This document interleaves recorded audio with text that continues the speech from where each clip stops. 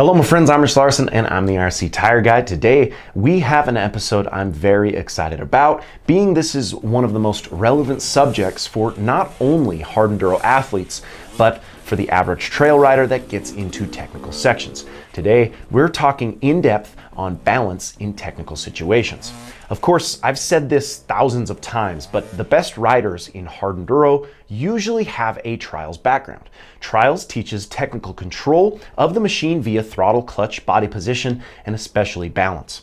The best thing to practice if you struggle in technical sections is trials, or a trials form of riding.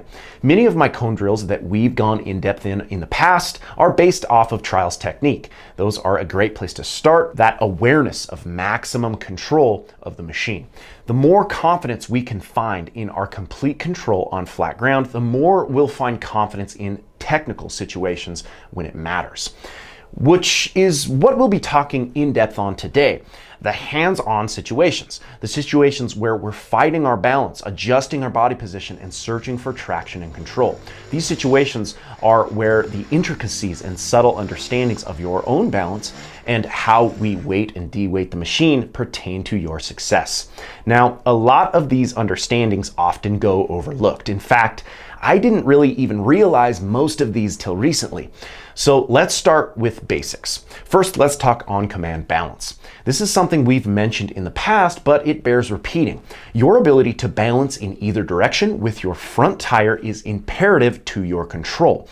Here, we're not just talking about practicing static balance with the front tire turned in both directions, although that is a valuable place to start. We're talking about our balance while moving.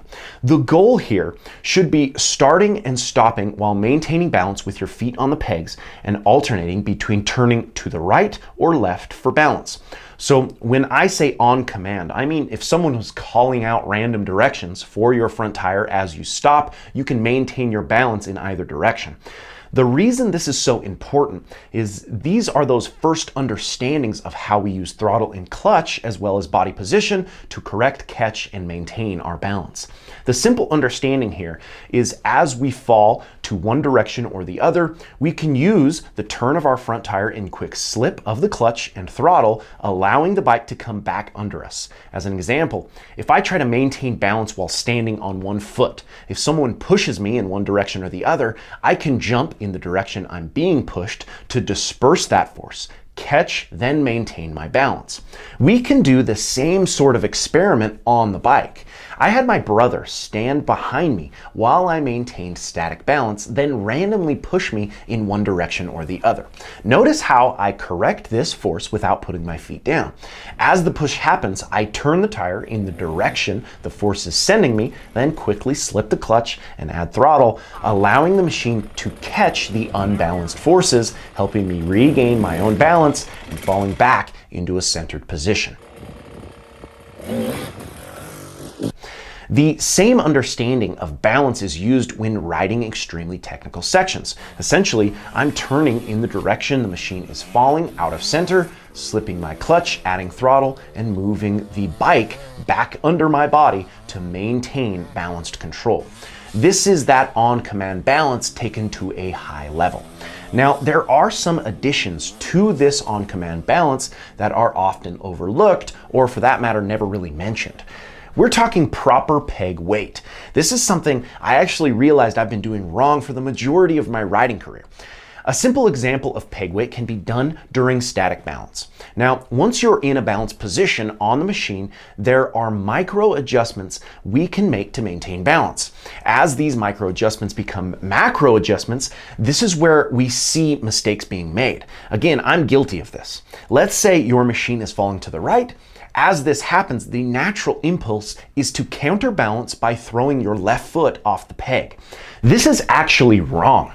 Adversely, this creates more weight on the right peg or right side. Actually, this puts all your weight on the right side, which, as I mentioned, is the direction your bike is already falling. Counterbalancing with your feet does work to an extent, although a better approach is using opposing peg weight to correct your balance. If we fall to the left, we should de-weight the left peg and push on the right peg. If we fall to the right, we should de-weight the right peg and push on the left peg. Now, there are a few ways we can really see how much our weight through the pegs affects our balance. First, I'd say try practicing static balance with no hands. Almost immediately, you'll recognize you can't counterbalance by throwing your feet off the pegs in the opposite direction when you don't have your hands on the bars. This often will show your dependence on upper body strength rather than proper leg, hip, and core strength. No-handed counterbalance, peg weight, static balance is a perfect starting point for your understanding of control in technical sections. A final advanced way to see how much our pegs affect the balance of your machine is practicing going from a seated to standing position while in a wheelie. Now, we mentioned this skill in last week's episode on the secret to slow wheelies, which you can check out right here. Once we move off the seat, the only place weighting the machine is our feet on the pegs. A great way to find out which peg you're weighting more is trying this movement. You'll almost immediately feel more pressure on one or the other pegs. You may even feel like I did and have the urge to throw the opposite leg out. And when you're in a standing position while wheeling, this exacerbates the balance issue. Realizing once again, we shouldn't be counterbalancing with our legs. We should be counterweighting with our pegs. The constant focus on counterweight through our pegs creates tractable control and a higher level of movement on our machine. When we carry the front wheel over an obstacle, wheelies, double blips, splatters, zaps, or holding pressure through a technical section, the understanding of proper peg weight will pay dividends when it matters. Take note when you feel that counterbalance from your legs rather than counterweight through the pegs. Correcting these habits will have you conquering those technical sections in no time. I hope these tips help you become more aware of your control on the machine. If you're enjoying the channel, make sure to like, comment, and subscribe, as well as follow us on Instagram at IRC Moto and my personal Instagram page at RichLarson511. And until next time, keep shredding.